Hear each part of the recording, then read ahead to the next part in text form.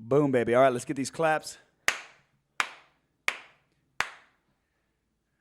Boom. What's up, everybody? How you doing? Welcome to episode 3. No. Episode 4. Watch your mouth. I'm sorry.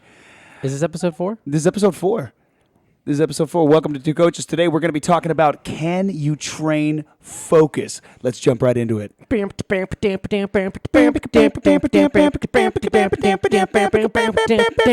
Coaches. Two coaches. We got to... That was less than flawless. Yeah. What we need to do is we need to, I don't want to go as far as to, writing out a musical score. But if we had some guidance on the damp damps, I feel like... Can we rain on damp Damson? Maybe that we would be a little bit more pleased with the production. I don't know. I kind of like the roughness of it. All right, everybody. Well, thank you for joining us on our podcast here. So today we're going to be talking about, can you train focus? And the first thing we got to do is talk about what the hell we mean when we say focus. So for this conversation, we're going to be talking about long-term focus, not can you stay focused on a given task on a certain day. That is very much worthy of its own episode. But we're going to be talking instead about, can you stay on your grind for multiple days, weeks in and weeks out, to hit an ultimate goal? Even though we just talked about it before we hit action and go.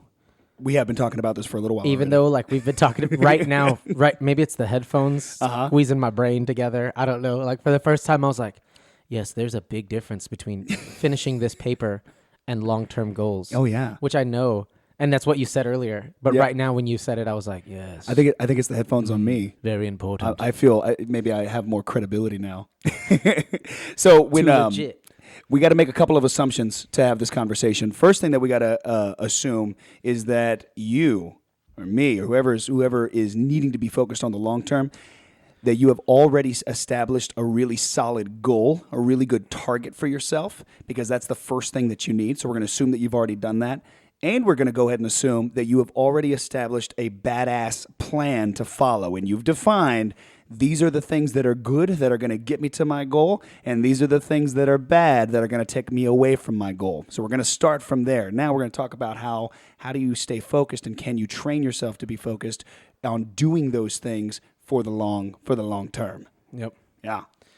The approach is important for sure when you're thinking about, can you train your focus, right?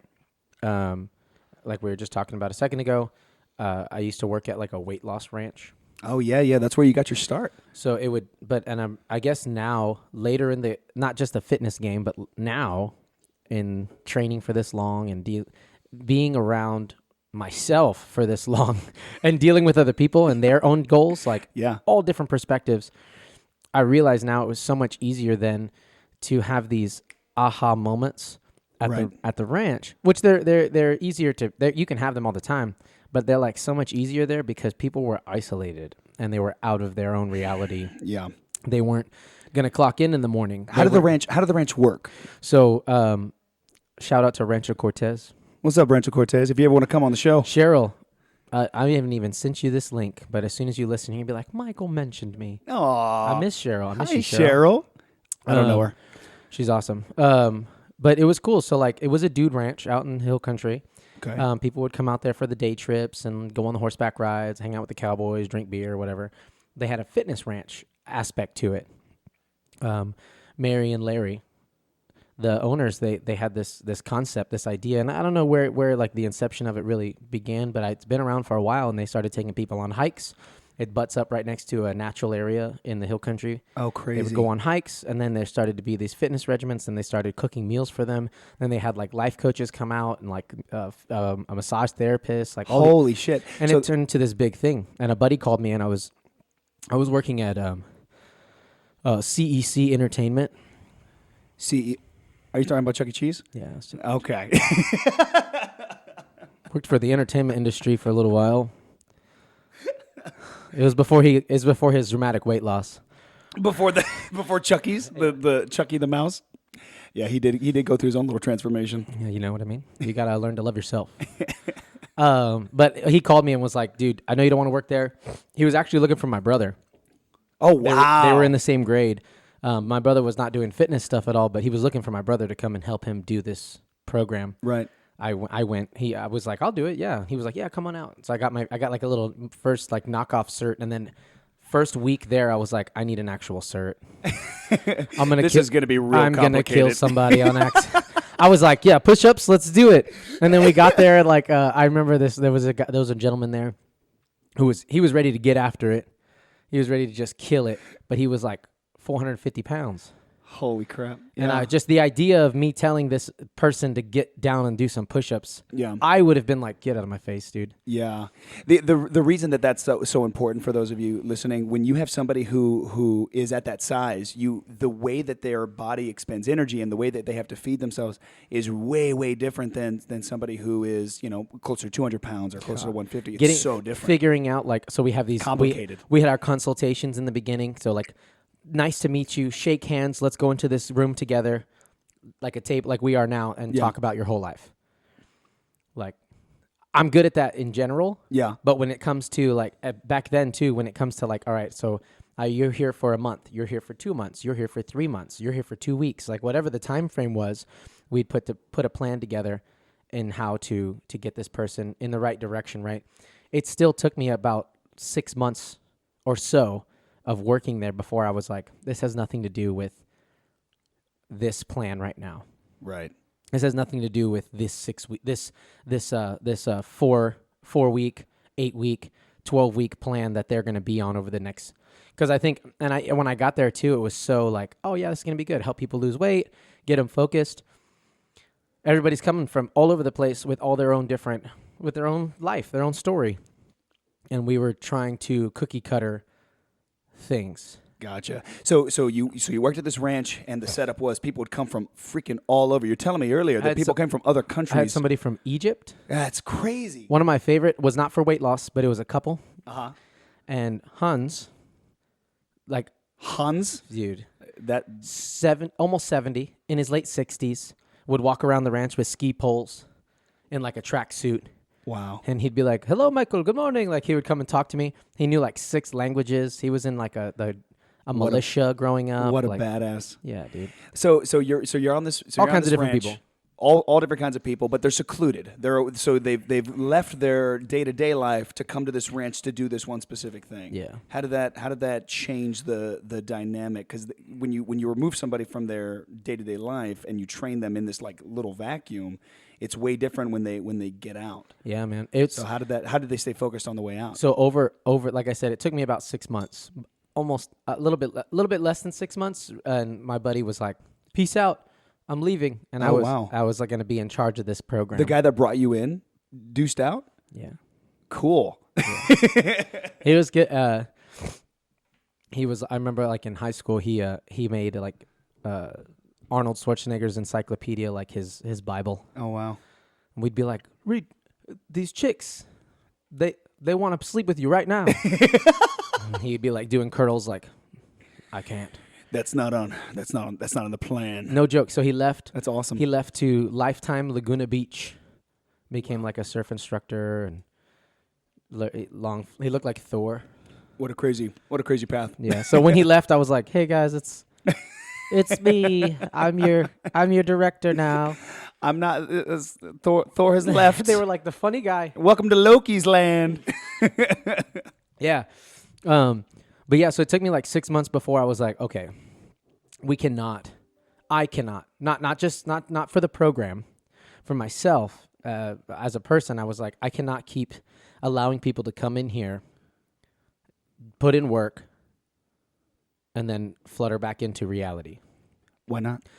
Because I started seeing within that 6 months, granted, there was a couple people who probably still go now. Right. They would go once a year or every 6 months they'd come to the ranch. Oh. Or there was a lady from Canada, amazing, from Alberta. She would work her butt off and then she'd leave, gain some weight, come back, lose it, leave, gain some weight. And that was her program. That was her regiment. Right. But seeing some people like that who weren't planning to come back. Just lose it all. Or their family sent them there. Right. somebody I had a really became good friends with a lot of them. We shared a lot together. But I remember some, like after a couple days there, maybe a week, telling me like, look, you don't understand. I have to lose this weight, or I can't be a part of the family business. Oh shit! Like what? So I'm like, so you're trying to even with that much pressure, they would still leave and I would blow up leave for again? the day and come back over the weekend. Leave on a Friday at like 10 p.m. Hang out as long as I could. Work over the weekend at a different job. Come back on Monday, and some of them would have gained weight. And I'm like, what did you do? They went into town with some of the ranchers and had some drinks and just doing life stuff. They living in Texas, in the middle of nowhere for the first time ever. Some of them from big cities, some of them from other countries. But it wasn't an experience. It was them escaping the ranch. It was them escape. Right. They already escaped their reality. Now they're in this ranch trying to make changes, and then they would escape that to go back to, I'm going to take a break from this. Right. And they come back 5 pounds heavy over the weekend. And why do you think that happens? Like, obviously, some of these people went into this program with a shit ton of external pressure, right? From families, some people in order to inherit the family business, whatever. Why do you think they went back to the original habits that got them into that, to that size or whatever in the first place as soon as they left? I think, I think my realization of it was having these people come out, and whether they were influenced by external forces or not, whether they just had a moment of clarity and they were like, I want to do these things for myself, or I need to change, right? Whatever the case may have been, I think it was never really actualized as something that they wanted for themselves. And some of them did. Some of them came in and like I had to slow them down. I was like, listen, this is not going to happen. You're here for 2 months. I get it, but we have time. We have plenty of time. Slow down. Right. But a lot of them, and like that, I think it happens with most of us, a lot of people in general, is we get these inklings. We get a hankering. You said that last time. I thought it was funny. I've been saying it a lot now. I'm like, you know what I got a hankering for? Hey guys, guess what? I got a hankering. But yeah, like you get a a little taste of something, and you're like, I want to make these changes. But if it's not you that's making the decision, genuinely, if you're not, you know what, I want to do this for whatever the reasons may be, then you're not going to even really begin taking the steps. You might be doing stuff that can get you that goal, right? But you're not taking the steps in that direction. You know what I mean? Like you're just you're just like we just talked about. You're just accomplishing tasks. Right. You're just knocking out this workout, eating this meal, checking this thing, and knocking out those tasks. If they're the right tasks for that goal, then you will see results. But the longevity of it is going to be out the freaking window as soon as whatever environment you put yourself in or whatever external forces have put that pressure on you. As soon as those are gone, as soon as those you call them pillars early, as soon as that structure is gone, you're going to fall right back into what you were doing before. Do you think you can train focus? So that is the big question. That's the big topic. My answer is kinda, and I hate to skate the fence or to explain yourself. Yeah, I hate to ride the fence like that. But it is a yes and no. You cannot simply like go into your mind and meditate and be like, oh, now I can focus on everything that I need to for a week, and my life is going to be completely different. The only way that you can better your focus is by forcing yourself to focus every single day. And through that repetition, it becomes easier to do. So in that respect, yeah, you can train it. So Jocko Willink, who get after it. Yeah, if you ever follow him on his Instagram, you'll see a picture of his watch every single day. And I like the way that he phrases it. He talks about how when your alarm goes off in the morning, that is the very first battle of the day.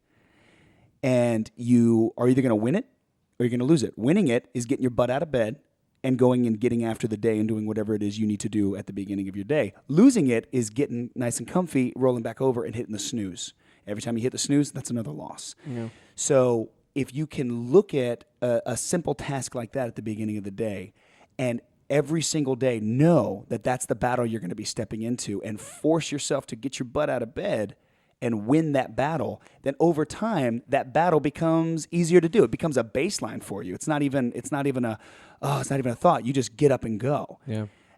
In that way, you have trained your focus, but it required focus in that moment to to do it, and it's just doing that again and again and again and again. The marginal, marginal steps in the right direction is a better. You say marginal steps in that goal direction of that goal is better than. Do you think it's better than like writing out a plan of what you're going to do every day? Well, I think both are important. So when you're trying, you know how many plans I have written down? How many? I'll show you in a little bit. In that that journal, like in the tens, in the hundreds. Like, here's this program that I'm gonna, and I've done programs for other people and made them follow it, and you know what I mean. Like they're like, Michael, I'm having a hard time, and I'm like, no, not today, you're not. And they're like, you know what? Yeah, not today, and they win with a little bit of help. Which is fine. So here, when it comes to actually, I think I'm really big on like just doing things. Yes, but sustaining it's different. Like you either are able to just do those things, or you have to plan it and then act on it. Either way, though, if you're not going to sustain it or continuously stimulate that protocol, right, it's just going to die. It's going to the plan is only as good as the execution of it. Like you can have the best plan in the world, but if you're not executing that plan, then or if you haven't prepared, you got garbage. Or if you don't know the outcomes, like if you don't know that you could definitely fail. Yeah. I think some people too, myself included back in the day, but I think a lot of times what people do is they get together and we talked about that. Like you have to know your audience. You can't stifle somebody who's on fire. Right. You have to help fuel it. Don't let them burn out. Nurture the hell out of that keep person. Keep some fuel, just in case, because it does happen, right? Sometimes you burn too hot and you just gas out. But you can't stifle somebody who's like ready to just get after it, like Jago talks about. You don't want to fizzle that, right? You want to keep that flame going. But if you can teach them to harness it, help it last longer, how to, divvy it up, portion it out, whatever the heck it is. Get those marginal steps. Then it's less likely to burn out. And I think a lot of times, myself included, we don't prepare for failure. Right. Well, and there's a couple of different ways that you can get that preparation done. One, like you said, is having a really good plan written out and ready to go. These are the things that I need to do. These are the tasks that need to happen. You need to know what that is and what shit you have to do during the day in order to get to that ultimate goal. And if you have that plan written out, now you have targets to hit every single day, and those marginal goals can be realized. But that's not all it takes.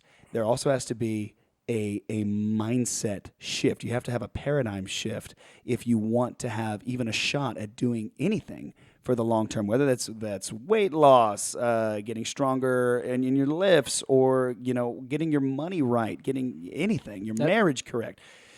In any of those things require repetition, and it's not a one-stop. You have to do it day in and day out, and you have to hit those tasks every single day, and that requires a paradigm shift. Yeah. I've been reading a lot of David Goggins. You recommended him to me years ago. He's crazy. He's a crazy person. I freaking love it. I love him.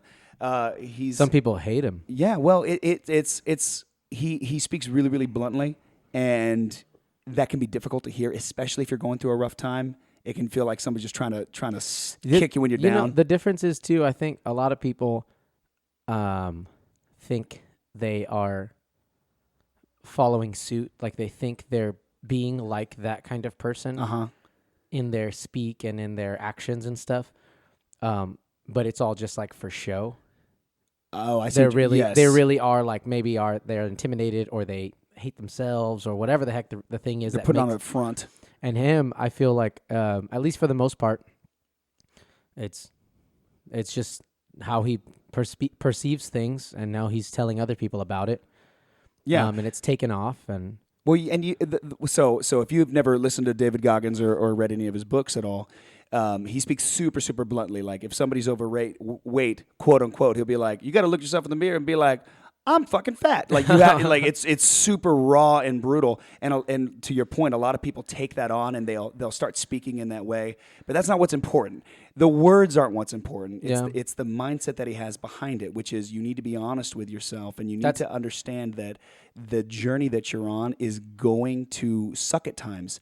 Part of the suckiness is going to be having to be very honest and real and raw with yourself. And you don't necessarily need to be that blunt or speak in that way, because that might not be who you are. But the honesty is what matters. I think, what you're getting at and what he's talking about too. Like I think people miss it because they hear the words he uses or the language Turns them off a little bit. Yeah, and they turn off, and that happens. Like I have definitely spoken to some people about their health and fitness and stuff, and they turn off because I used the wrong language. Now, there's no right or wrong way. You just go about it, and people are either going to be accepting of what you have to say or not. It's either going to resonate or not. And vice versa. You're either going to be able to hear what they're saying for what it is, or you're going to not hear it and just be pushing your agenda to get those results for them. Yeah, and it's... Leaving the ranch and going, like what we were talking about just before the mics came on, like leaving the ranch and going to big box gyms, it's just an excuse. There's no reason for me to lose that drive because it was so heavy in that environment. Take the person out of that environment, put them in these box gyms where there are these rules and quotas you have to hit and people on your butt. Like make sure, last month you did this much sales and this month you only did this much. Are you talking about how you had this very raw passion where you were speaking from the heart with these people and spending a lot of like personal time with them? It was spontaneous too. I was going to a big box where it was much more mechanical and the human element was kind of. And I even, you know what? I even stupidly went into that career, that next job, with the mindset of like starting over, of like, oh, I got to get my feet wet. Yeah. In this style of training. Yeah, no. No, yeah. And then when I was ready to leave, I'm not going to say all of it was BS. It definitely wasn't. I had some beautiful moments there. Sure. But when I was ready to step out, it was again like a moment of, it was like just like leaving Chuck E. Cheese. It was like a moment of clarity. It was like, oh, because I was like that even when I was at Chuck E. Cheese, like working with people in the, making this kid's party like the best in the world, teaching me being like 20, working with 16-year-olds. They're like talking to me like, dude, you're this old, like I'm an old man. And I'm like, you kids, blah, blah, blah. You just got this kid's party is the most important thing ever. And blah, blah. But like having value in the stuff that you do daily. Right. Right. And you can get lost in that so easy. And I think that's what helps. That's what makes people get to those walls where they're not able to be honest with themselves. Yeah. They look in the mirror and they hear somebody say like, I gotta, like I'm fat and I gotta work on it. So then they try that for themselves, but that's not what they feel. Maybe what they feel isn't that they're fat and that they need to, maybe they just feel like I need to love myself more. Or maybe they're like, I am terrible. I am a terrible husband, or I'm a bad wife, or like I'm whatever the hell it is. You have to be honest with yourself. And if you stifle that because of your job, because of your daily task, whatever it is that you're letting get in the way of what you really want, you're not gonna be able to be honest with yourself. Right. You look in the mirror and you're like, I don't know what the hell I want. I don't fucking know. So then you're lost. And then you reach out and you get help, and maybe that person is in the same boat. Right. Maybe they have no idea either. Maybe they look fantastic, but they have no idea what the hell they want out of life. So then there you are, just bouncing off the walls like bumper cars. Blind leading the blind. Yeah. I think I've been in that situation too, where I've been like, you know what, I'm gonna fix this. Yeah. You don't ever really fix anything. Like training, focus in general. I do still believe that it's kind of like willpower, that it's like it like definitely starts there, yeah. It's like a muscle that you can train. But when we're talking about like squats, working with some of the people right now, we're doing some heavier squats and stuff. And they're like, oh, I want to do this. I want to be able to do this. And I'm like, well, yeah, you have to fix this and this first. And they're like, no. Well, they're like, no, they're like, well, what does that do? And then you start explaining it and you're like, oh my gosh, you know what I mean? Like you are great at this, you're doing good, but I've completely forgot to tell you like all this stuff that you're supposed to do in the beginning. Right. Because we get the idea like this person has it figured out. Like none of us have it figured out. Yeah. And we can all use Jocko and David Goggins, both of them in different occasions, they're like, I don't fucking know. I don't know. I don't have the answers. I'm just telling you what I think. Yeah. And you're like, okay, all right, cool. But people miss that. And they're like, this is the answer. Right. Well, and they think that it's the messenger is what's important. It's like, no, it's the mind, it's the mindset. And it's funny going back in time and looking at our careers, and how it's developed, because I know for me, my perception of like how to get people to stay focused has changed so much, both for me as a coach, but also as an individual. Back in the day, like pretty much my entire life, I've always sought out that good feeling, how do I get my mind to be in this really motivated place so that I want to do the things that are good for me? Yeah. And I would try to, that translated into my coaching with everybody. I was like, how do I make this person feel so amazing that they just never want to stop doing the things that are good for them? And what I've realized, I mean, shit, man, just over the past couple of years, is that is a wildly unreliable way to get the stuff that needs to get done. Because if you're just waiting for those good feelings to hit you, if you're just waiting for your mind to just be in the right spot, you will never be consistent enough to do in doing the things that need to get done to get where you want to go as far as your goals are concerned. That's how I feel about planning, like the goals and plans and stuff, right? Yeah. It's very important to however you need to, whether it's a dry erase board, you have it on your fridge, or you write it in a journal, or you text somebody, you have an accountability partner, you have a trainer, a coach, whatever. I think it is very important to put it down. Yeah. But I think a lot of people they misconstrue what that is, what the purpose of that is. Right. The plan is not the answer. The plan is a tool. Yeah. And all these little tools help you get in that direction. I think the ranch stimulated that, which was already kind of embedded in my mindset. Yeah. It wasn't towards health and fitness directly, but people in general. Right. Very young, I was like, I'm gonna love God, love people, and be the best person. I had this little mantra that I made up, right? Yeah. And it's not that I have given up on certain aspects, but stuff has been changed and added to it based on my perspective in life. But overall, like, I know for a fact, like, I wanted to be a public speaker. That was one of my career choices when I was really young. I was like, I want to be a motivational speaker. And then I realized you can't just like be a motivational speaker. Bull crap. You can get up there. Go for it. People are like, yeah. What does this guy do again? What does he do? Oh, that's Michael. That's Michael. He hit it. Nothing. Oh, okay. Yeah. He's I disagree. I think you have a damn good story to tell. And I think what it is that like we get confused over time, and we think, I think I said it last time, we get our feet in concrete. So then even if you have a moment of clarity and you go step in the other direction, you're like, oh, I can't, I have to finish this thing here that I was going to do. Right. But that might not have been the right thing. And realizing, genuinely understanding and not letting it overwhelm you that sometimes things are freaking hard and they're not fun. Right. Or tasteful or enjoyable. Even if I was the one thing that popped in my head just now is like influencers, like people on the internet. Oh, it's freaking poison, man. Well, I imagine the production of making like a blog or something, or going like I travel the world and I pay for it with my travel money, and this is what I do now. Like that is an enticing idea, but like they have to produce the thing, they have to make sure sound is all there, they have to cover all their bases on the legalities of producing this thing. Right. Like it's no longer them. They're not just out there doing, you know what I mean? They are obtaining some of those things that they want out of life, but it takes work. Right. You freaking hit it on the head, and it's one of the epiphanies, you could say, that I've gone through personally and as a coach, which is because you can't wait for those good feelings to happen. You can't wait for your mind to be just motivated and feeling great. Anybody can do anything when they feel like it. Can you do the tasks that need to get done when you don't feel like it, when it does suck, when you are not excited? Yeah. Can you still put your nose to the grindstone and just get it done because you need to do it? Because ultimately it's going to get you where you do want to be, and that'll be fun. Because and once you realize that, and it's something that I have to be real careful, because like you said earlier, when you have somebody that's brand spanking new, or somebody who has already had a tremendous amount of courage and has come to you and is like, hey, help me.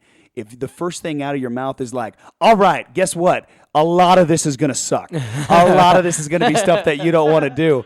If that's the first thing out of your mouth, you're going to turn them off immediately. But slowly but surely. Get ready for the shit show. Yeah, man. You have to very slowly but surely get them comfortable with being uncomfortable. get them comfortable with doing things that they don't necessarily want to do in the moment, because it's going to get them what they want ultimately in the long run. Yeah. And if you can find that balance, then you can have somebody truly train their focus, because they're going to put in the work day in and day out, that repetition that's needed in order to be consistent enough to hit their goal. Yeah. And without it, it's never going to happen. I think I've rubbed against the grain with a lot of my peers in the in the relevance of health and fitness and training and getting people on the right track, because what you're talking about, I think if you use it appropriately and you speak about it truthfully, doing what makes you happy is super important. Yes. But doing what makes you feel good can be very easily lost in translation. Because chocolate cake makes me feel good. And I'm not trying to be silly. Like, I'm thinking about it right now. No, you're perfect. Margaritas make me feel good. Yeah. In more ways than one. Whether, and like, it's the whole concept of like a beer at the end of a beer at the end of the day for people, or taking the weekend off, or whatever the case may be. I think too many times we go through life, or go through a stage of life, or go through a phase, or something happens, and we're unable to really, really grasp it for what it's worth, or what its value is, or whatever the case may be. So then there you are, bouncing these ideas around your head, whether you're overthinking it or underthinking it. You're not being present in the moment to be like, you know what do I want out of this moment? Or what would Michael do right now? Like, sometimes you have to step out and stop trying to focus on what the plan says, or what you said you were or were not going to do, and just react to that moment. And it may be emotionally driven, it may be reactionary a little bit, but like at the end of the day, like, you have to act on it right then and there, and let it fuel whatever that direction, and make sure. And then if it's not in the right direction, if whatever it is that you're deciding to follow or do or be involved in is not really what you intended for that long-term goal, then you have to be able to either turn away or reach out to have somebody pull you the hell back in the right direction. Right. So that you, and I have done it. You go the wrong direction sometimes. And we all need help sometimes getting back on that path. And I think what happens is people go down and then they turn around and they're like, oh, I'm already on this wrong path. Go on without me. Like, because it's easier. Yeah. Well, and it's easier to stop right there and just be like, yeah, well, you know what? I screwed up this weekend, so I'm going to go ahead and do Sunday as well. And then that turns into a month. Have you ever heard of the lazy river, like, comparison? You've been in a lazy river? Oh, yeah. Yeah. Sometimes there's a lot of people in it. I'm not bragging. I'm just saying I've been in one. Sometimes there's a lot of people in it. Sometimes there's nobody in it. But either way, there's the lazy river of life. And you're all in there just kind of hanging out, tubing around, coasting. Some people are swimming with the current, going much faster than you are. But they're still all going in the right direction. And what's scary about what we're talking about, training your focus, whether it's for money or weight loss, or like we like to talk mostly about health and wellness when it comes to fitness focus and what was the other one? I always want to say fun. It like falls out of my mouth, and I'd like, don't say fun. Fitness focus and fun, but like fitness, food, and focus. We like to focus on those things and talk about those things, but like in the lazy river comparison, basically what we're talking about with whatever realm you want to appropriate it to, you're trying to stand up, get rid of your tube, and turn around and find the nearest staircase out of the lazy river. And I used to say that at the ranch too, and it's easier said than done for sure, but if you can just visualize it, especially if you've been in a lazy river. I always think about the one, have you ever been to like Schlitterbahn? Is it Schlitterbahn? I have no idea. Or Splashtown? I think it's Schlitterbahn, where they have a lazy river, but like every like minute, this like power wave comes out, it like blows everybody. What the hell kind of lazy river is that? So people are floating around in a circle, and then like all the kids and like the wannabe adults are like laying there waiting for the big powerful like blast. And like, so it's so meta. Welcome to the lazy / adrenaline river. But that's kind of what people do. They're like, I'm just waiting for this thing to get me around this circle. Yeah. Again. I think when you're trying to train your focus, there's a couple of things that you need to do that will give you a really high probability for success. At the end of the day, everything that we're talking about here and everything that we're telling from our own experiences, they're all just tools that will help improve your chances of hitting your ultimate goal, your long-term goal. Yeah. At the end of the day, you still have to use them. It comes down to the individual and their willingness to use these different techniques and these different tools. But a couple of things that will improve your odds. One is going into this thing with the mindset that it's going to be really, really hard at some points, and there's going to be several days and several moments where you don't want to do it. If you can accept that early on at the very beginning, know that some parts are going to suck, then when those parts hit you, you won't be surprised, and you'll be less likely to get discouraged. If you can also develop a plan for when those sucky parts come, what am I gonna do when I have to wake up at 4 a.m., which I do every morning? What am I gonna do at 4 a.m. when that alarm clock goes off and I do not want to get up? My strategy is I roll. I do an alligator roll, baby, until my feet or chest hit the floor, and it wakes me up right away. That's my strategy. If you can develop that for when those sucky moments are gonna come, that'll also improve your odds of staying on track. The third thing you got to do is surround yourself with freaking badass people. As many as you can. Some of them can be experts, but some of them can just be like-minded people who are walking the same damn path that you are. Yep. If you surround yourself with those people, the likelihood that you fall off the wagon or the likelihood that you just kind of be like, you know what, that staircase on the lazy river is way far away. I'm just going to go and lay back. The likelihood that you see it through to the end goes way, way, way up. So decide it's going to suck. Have a plan for what to do when it sucks. Surround yourself with other people who are trying to kick ass the same way that you are. Yep. And you will drastically improve your odds. And then be ready for the grind. Be ready to just do it day in and day out. You do not have the luxury of stopping. You have to do it every single day. Repetition is the only thing that changes the mind. And if you can do it for a long enough period of time, eventually it'll be easier. But be ready because it takes a while. I think it's cool because I think I lucked out in eventually falling into health and fitness. Interesting. Because I think overall, even from that younger age, like I want to help as many people as I can till the day I die, till the day I can no longer help people. Whether that's me pulling over on the side of the road, helping somebody change their tire that looks like they're struggling or not. And there's been times where I've driven by and I'm like, they got it. I got stuff to do today. There's like 12 people out there.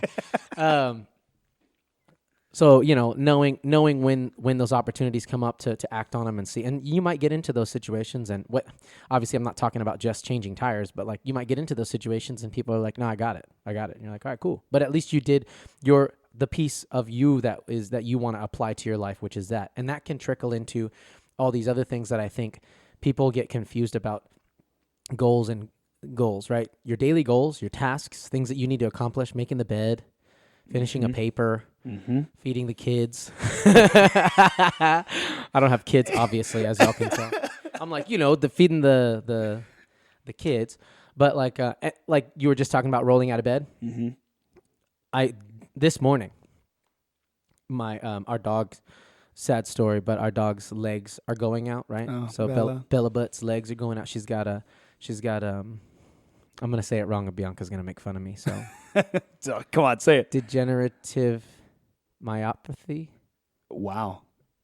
I think I always say myoplasia, and that's not the right word. But yeah, so eventually she'll go completely paralyzed, right? So she has trouble walking to the door and stuff. I have to walk her outside. It's not that sad. She's super okay, right? But this morning at 3:30 in the morning, 3:20 in the morning, I popped up because I could hear her wrestling around, walked her outside, boom, boom, boom, right? And then at 5:40 or 6 o'clock or whatever, I woke up, the alarm went off, and it went off and kept going off until I finally like rolled up, put my feet on the floor. Oh. But I'm just thinking about it right now. I jumped up so fast because that dog needed to go outside and she couldn't do it on her own. And I'm like, I love that dog. Right. And I wanted to, I'm going to have to clean it up if she goes inside anyway. Also, yes. There's a lot of motivation. But I mean, I popped up so fast. Yeah. And then when the alarm went off to go and get the day started, I was like, just for a moment. And then I got up and did my thing. But it's funny, like it has to matter. Yeah. It has to, you have to actually give a shit or two. You cannot pretend either. because it's only going to last so long. That is such a freaking good point, because if what you're after isn't what you truly want, truly feel, then you're spinning your wheels, man. And that's why I say I think I lucked out. I think I lucked out by falling. Not that I couldn't find love and passion in anything else. Sure.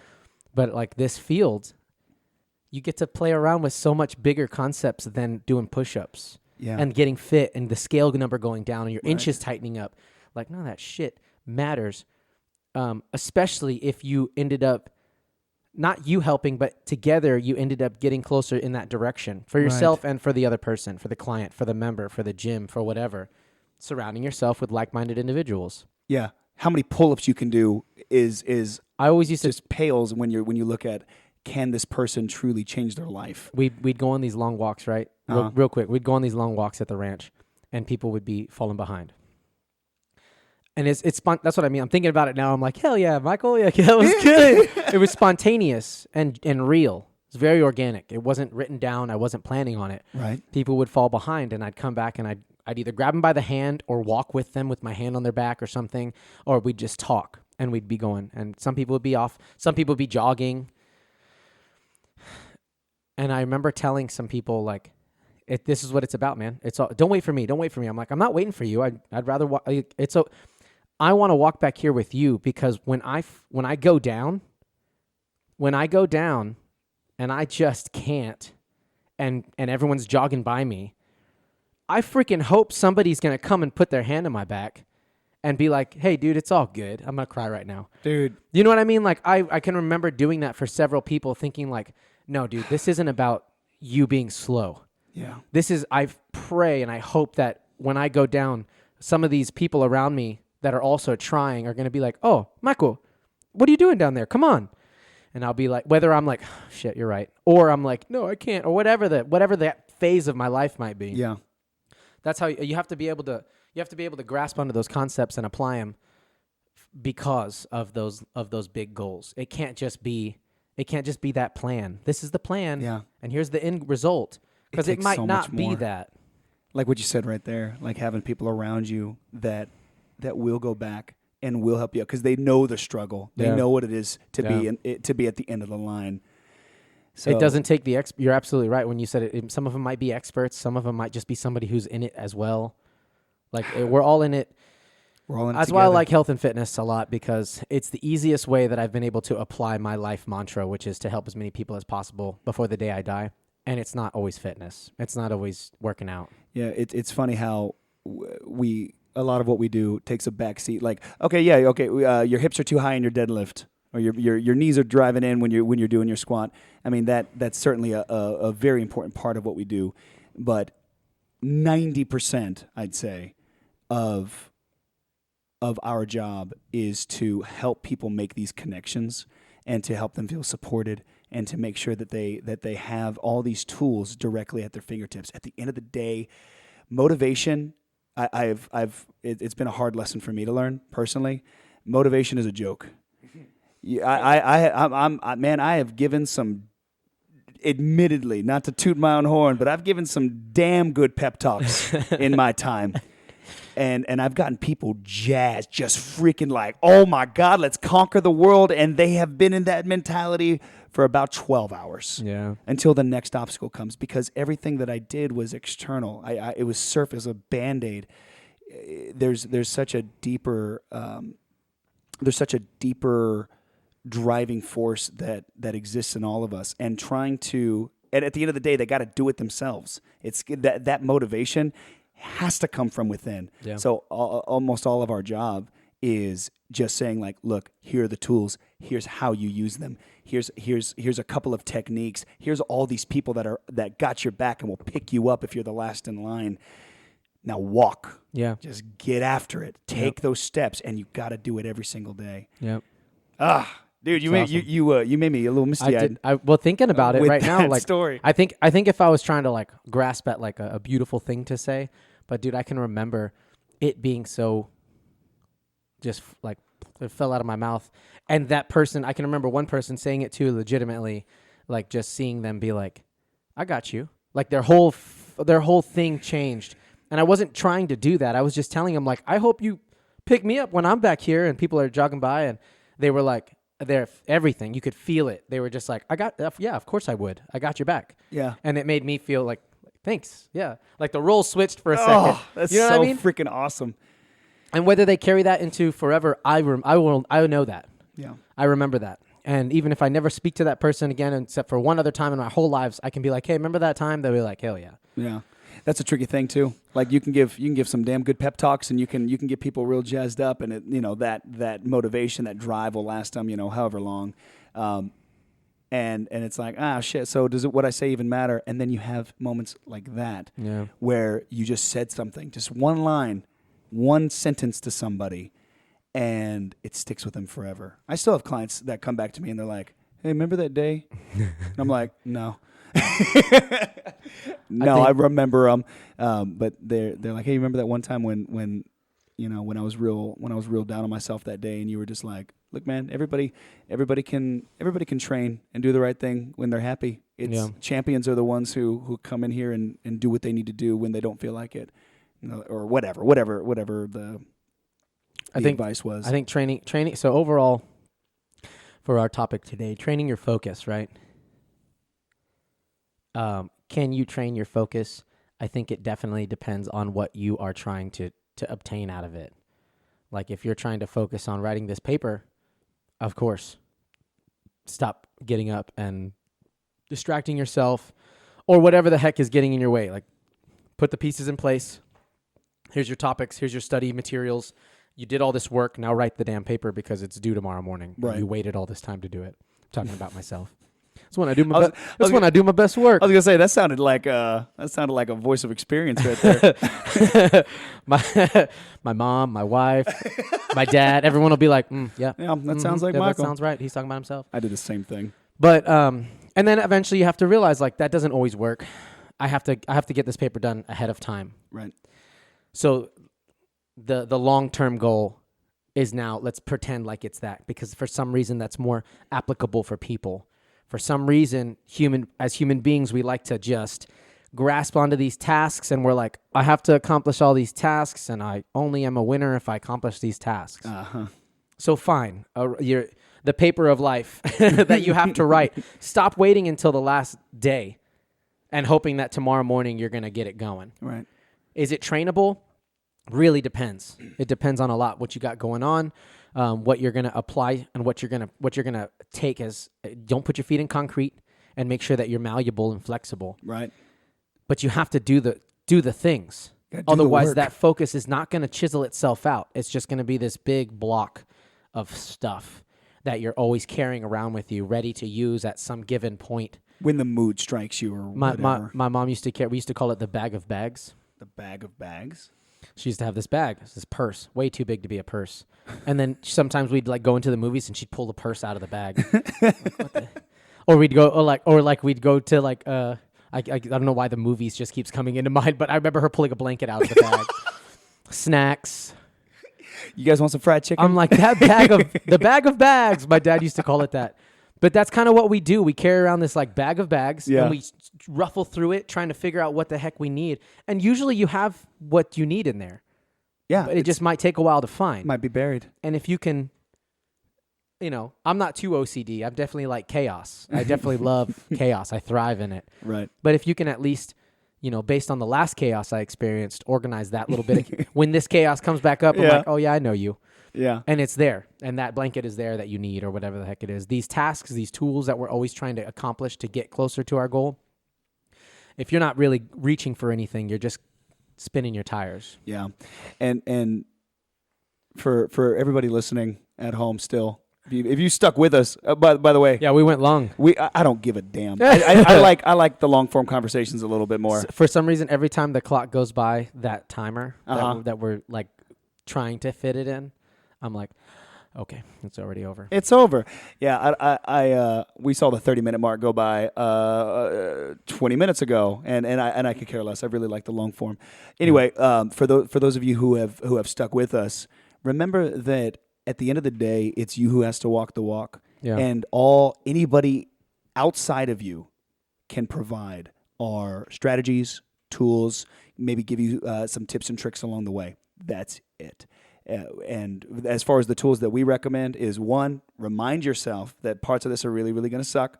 Parts of this are going to be really, really hard. And there's going to be a lot of days and a lot of moments where you don't want to do what you need to do. And if you can accept that and maybe even make some plans, some contingency plans for when those moments strike, then you're going to have a much better chance of overcoming and winning those battles when they come. And then 2 or 3 now, surround yourself with really awesome people who are trying to do what you're trying to do or have already done it. Yep.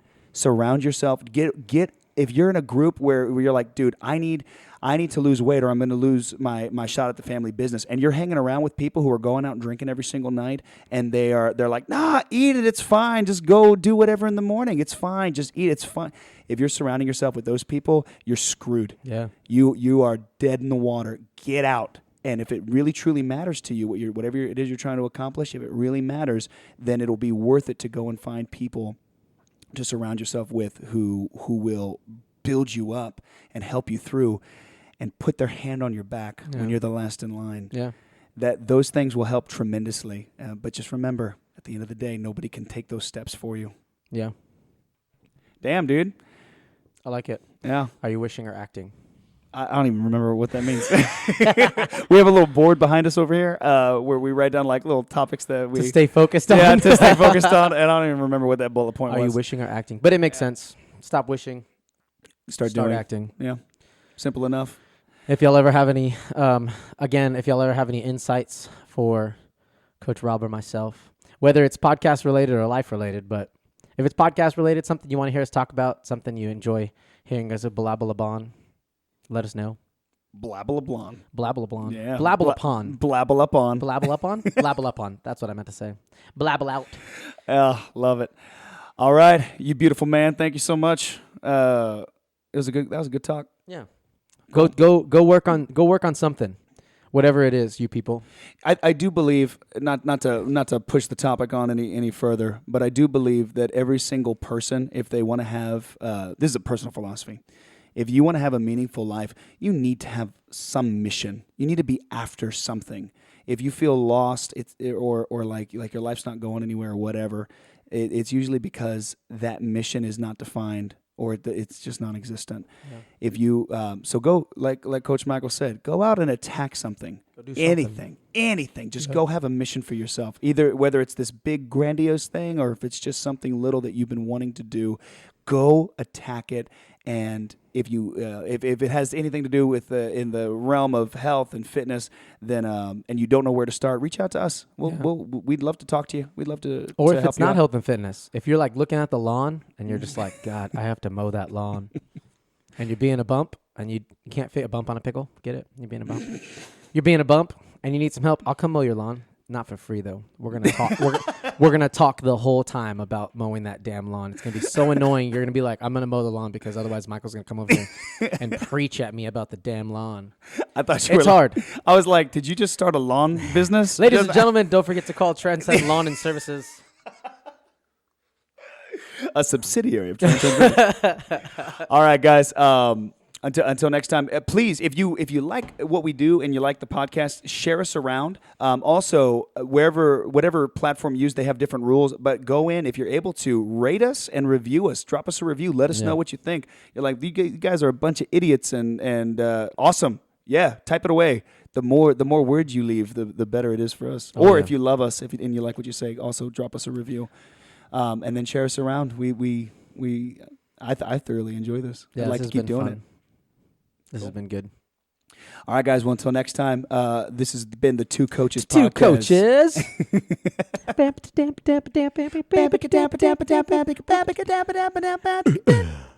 I always want to go one more. Two coaches. Bye. I think